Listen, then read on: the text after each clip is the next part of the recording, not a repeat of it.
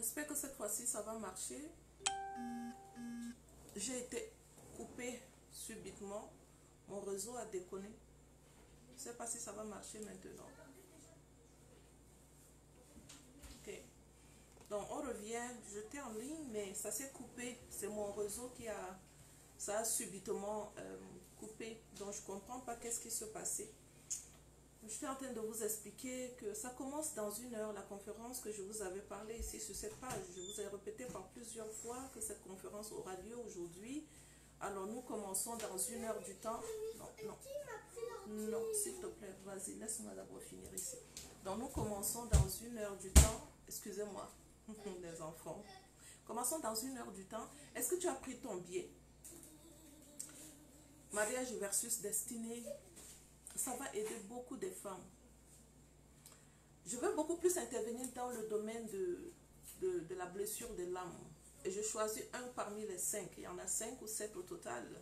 Je vais parler aujourd'hui de l'abandon parce que c'est ce que j'ai vécu. J'ai vécu l'abandon pendant des années. Eddie, tu leur mets ça tout de suite. Eddie, reviens dans la chambre des enfants tout de suite. Eddie, je répète, tout de suite. Je dis tout de suite. Tu repars là où tu l'as pris. Donc je vous disais, je vécu le blessure de l'âme. Excusez-moi. Eddie, amène dans la chambre des enfants ici tout de suite. D'accord, vas-y. Excusez-moi, pas facile. Alors lorsque j'étais en train de vivre cela, je ne savais même pas que je vivais le blessure de l'âme en fait. Je ne savais pas. Pour moi, c'était que les autres étaient mon problème et je dépendais émotionnellement de l'amour. Mon mari doit me dire, je suis belle. Lorsque mon mari ne me dit pas, je suis belle, c'est qu'il ne m'aime pas. Mes amis doivent me dire quelque chose, même quand je m'habille, il faut que quelqu'un m'apprécie. Si on ne m'apprécie pas, ça veut dire, ce n'est pas ça. C'est que je ne suis pas ça. On me blesse, j'accepte. Pourquoi? Parce que je dois quémander de l'amour. J'assume pas mes responsabilités. Je peux faire quelque chose qui n'est pas bon, mais je ne le sais même pas que ce que je fais n'est pas bon. Pourquoi? Parce que je dois absolument me dire à moi-même, je suis une bonne personne. Or, à l'intérieur de moi, il y avait quelque chose qui ne marchait pas bien. Oh oui, bien sûr, je suis une bonne personne parce que je suis créée à l'image de Dieu. Et donc, si je suis créée à l'image de Dieu, je suis comme Dieu. Mais est-ce que, réellement, dans mon habitude, dans mon attitude, est-ce que je suis réellement cette personne que je me dis de moi-même? Il a fallu que je travaille très fort sur moi pour savoir non. Je suis fait. Je ne suis pas cette personne que je me dis je suis. Non. Derrière le décor, c'est une autre personne qui est là. Dites-moi quelque chose. Dites-moi même un petit coucou parce que je vois que vous êtes en ligne avec moi, mais personne ne me parle. Donc du coup, je ne sais pas je suis avec qui. Derrière le iceberg, il y a une autre personnalité. Ma vraie personnalité est cachée à l'intérieur de moi. Ma vraie personnalité n'était pas ça. Il a fallu du temps pour que je puisse identifier le problème c'est quoi. C'était lors d'un coaching que la dame qui m'accompagnait a identifié le problème. Elle a dit, voici, lorsque je lui ai parlé de mon enfance, lorsque je lui ai raconté comment j'ai été rejetée par mon premier fiancé, on a mis beaucoup de temps ensemble. Et lorsqu'il m'avait dit, je ne te mérite pas, pour moi j'avais pris cela comme de l'injure. Je pensais que j'étais une mauvaise personne. C'est pour cela qu'il m'a dit, je ne te mérite pas. Alors je l'ai avalée. Je l'ai prise. Et je me suis dit, je suis une mauvaise personne. Ça, c'est ce que je me disais à l'intérieur de moi. Et donc, je me débattais avec moi-même pour être une bonne personne. Mais ça se faisait ressentir. Ça se faisait ressentir. Et les gens qui étaient en face de moi voyaient, ils remarquaient les failles. Et les gens faisaient un effort pour pouvoir vivre avec moi. Il y en a d'autres qui ne font pas d'effort et pouf, on m'abandonne. Beaucoup de femmes vivent ce genre de situation aujourd'hui.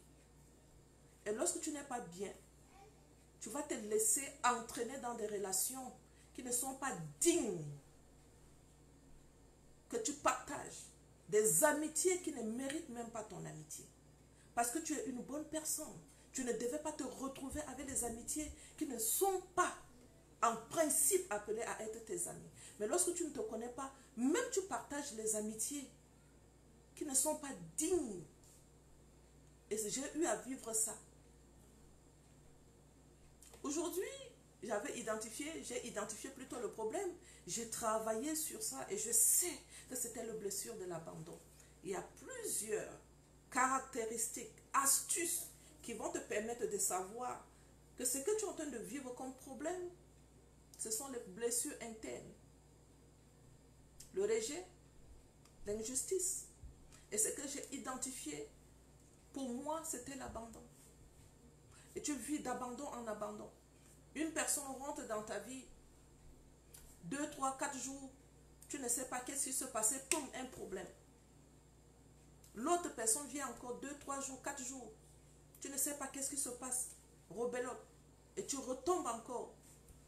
C'est très dangereux, surtout pour les femmes. Hein? Surtout les femmes.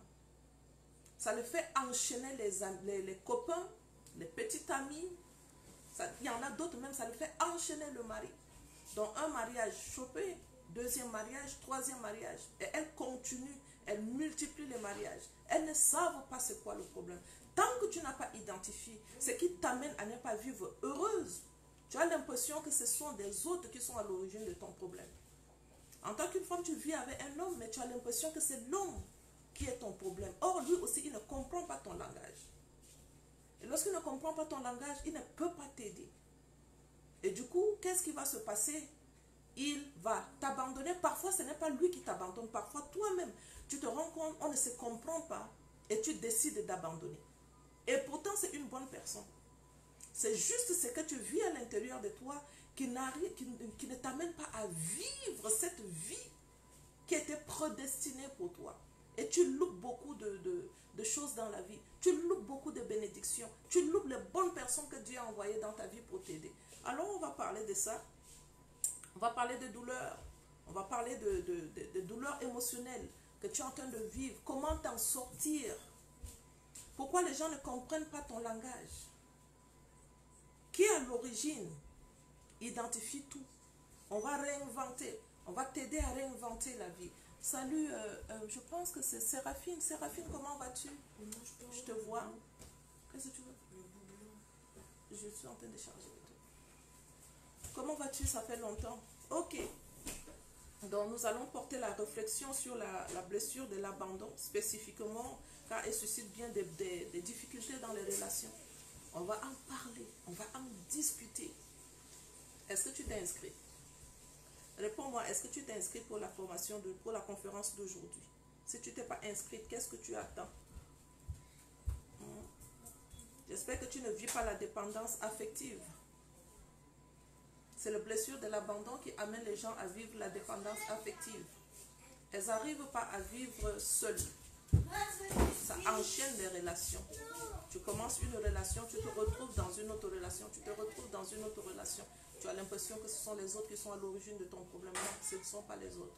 Toi-même, tu es à l'origine de ton problème. D'accord? Donc, si tu n'es pas inscrite, envoie-moi juste un message encore si on peut te réserver une place tout de suite. On commence dans 1 heure. Est-ce que tu es quelqu'un qui a les larmes faciles dans les yeux? Dès qu'on dit quelque chose un peu, tu pleures. Tu pleures. Dès que moi, c'est ce qui m'arrivait. Dès qu'on me parle un peu, je pleure. Même devant les enfants, je pleure. Ah, c'est quoi le problème? Pourquoi je suis en train de pleurer tout le temps? Les blessures de l'âme, l'abandon. J'espère que ce n'est pas ce que tu vis. Sois fort. On ne pleure pas. On ne pleure pas comme un bébé. Il faut avoir une communication saine. T'asseoir avec la personne. Si tu n'aimes pas, tu dis ce que tu n'aimes pas. Tu ne laisses jamais quelqu'un t'appuyer comme si d'autres personnes sont au-dessus de toi et toi tu es toujours en bas. Non. La seule personne qui est au-dessus de toi, c'est ton créateur. Le reste, ils ont le sang, la chair comme toi. Donc, lorsque tu le vois agir avec force, encouragement, sûrement ce sont des personnes qui ont aussi vécu les situations de la vie. La vie leur a envoyé des cailloux, mais ils ont pris ces cailloux, ils se sont construites. Et elles se sont assises sur le caillou pour continuer la bataille. Elle est très belle. Très, très, très belle la vie. Et quand je vivais toutes ces situations-là, moi j'avais l'impression que la belle vie est réservée à d'autres personnes, pas à moi. Non, non, non, non. Qu'est-ce qui peut m'empêcher aujourd'hui de ne pas réussir? Non. J'ai décidé en 2 mois, je dois acheter la maison, je vais l'acheter. J'ai décidé en 2 mois, je dois multiplier mon business, je multiplie. J'ai décidé en 2 mois, je crée un autre service, je le crée. Et avec la parole, pourquoi? Parce que mon Dieu a créé avec la parole. Il dit que la terre soit, que la lumière soit, et la lumière fut. Lorsque je veux réfléchir comme lui, lorsque je déclare des paroles puissantes comme lui, je suis capable.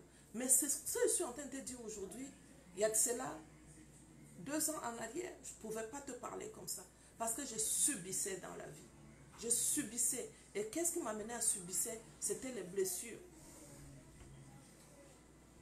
Elles sont souvent en quête de tendresse. Elles sont souvent en quête d'amour. Celles-là qui vivent les dépendances affectives. Tout le temps, en quête d'amour, en quête de dépendance. C'est-à-dire que pour eux, là, quand il n'y a pas une personne dans leur vie, il y a quelque chose qui ne marche pas. Elles n'arrivent pas à vivre seules. Il faut qu'elles cherchent les relations. Même pour décider de quelque chose de très important, il faut qu'elle en parle à une amie.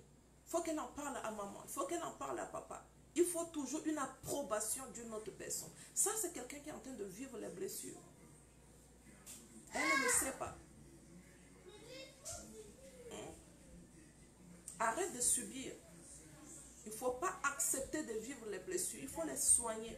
Maintenant, si tu ne sais pas comment les identifier, aujourd'hui, on va parler de ça à la conférence, ça va t'aider. Et les gens qui vivent les blessures, d'habitude, ce sont des personnes qui dramatisent tout. Quand tu leur fais un petit quelque chose comme ça, là, elles vont dramatiser ça, elles vont amener ça gros. Pourquoi? Parce qu'elles subissent. Elles vivent les blessures. Elles ont l'impression que l'autre personne est à l'origine de sa souffrance. Ça peut que toi aussi tu vives ça. Il faut que tu identifies ça. Il faut que tu travailles sur ça. Et c'est ce qui m'arrivait. Parce que pour moi, là, non, s'il te plaît, papa là, vas-y, excusez-moi. Pour moi, comme je n'arrivais pas à identifier c'est quoi le problème et l'origine, ça vient d'où cette situation. Il a fallu que quelqu'un me dise, raconte-moi un peu ton histoire. J'ai raconté, et dit non. Non, ça ce sont des minimes, ce sont des situations qui sont minimes. Ça ne peut pas t'affecter. Raconte-moi tes rencontres avec un homme. Ton première rencontre avec un homme, comment ça se passait? Je lui ai raconté ma première relation avec un homme. Comment vous vous êtes séparés? Quand je lui ai raconté ça, elle m'a dit, oh waouh, c'est à ce niveau le problème. Et c'est vrai, c'est à ce niveau le problème. Le problème, c'est que la personne m'a rejeté malgré tout ce que je lui ai fait. Daniel, s'il te plaît, ne viens pas ici. Ne viens pas ici. Quitte. Quitte. Oh my God. J'ai un petit singe ici à la maison, là. Il dérange un tout petit peu. Mais il est très formidable, très adorable. Donc, parfois, il vient se cacher en arrière. Son nom, c'est Daniel. C'est mon petit Daniel. Mon ange gardien. Il prie beaucoup pour moi. Il a 5 ans, mais il aime beaucoup prier. Donc il peut venir ici, commencer à prier pour moi. Mais après sa prière sera, Seigneur, il faut que maman arrête de travailler parce que j'ai besoin de téléphone. Donc il prie pour maman, mais il a son intérêt. Son intérêt, c'est qu'il doit avoir le téléphone pour jouer. Donc j'imagine que vous avez des anges comme ça dans votre maison qui vont prier souvent pour vous, mais dans l'intention, c'est en même temps pour eux. Mais Dieu va vous protéger. Les petits anges, ils prient beaucoup. D'accord? Souvent, ces gens de personnes, les gens qui vivent les blessures de l'âme, l'abandon, ce sont des gens, des personnes qui ne terminent pas les relations. Elles commencent les relations, elles ne terminent pas. Elles commencent les relations, elles ne terminent pas. Pourquoi elles ne terminent pas les relations? Parce qu'elles vivent les blessures de l'âme, l'abandon. Elles sont en train de vivre cela. Donc, je vais devoir vous laisser. Je vais vraiment vous laisser parce que je dois partir. Alors, si tu n'es pas encore inscrite à la conférence, s'il te plaît, inscris-toi. D'accord? Et on se voit tout de suite. Dans 1 heure, on va commencer. Merci, à la prochaine. Bye.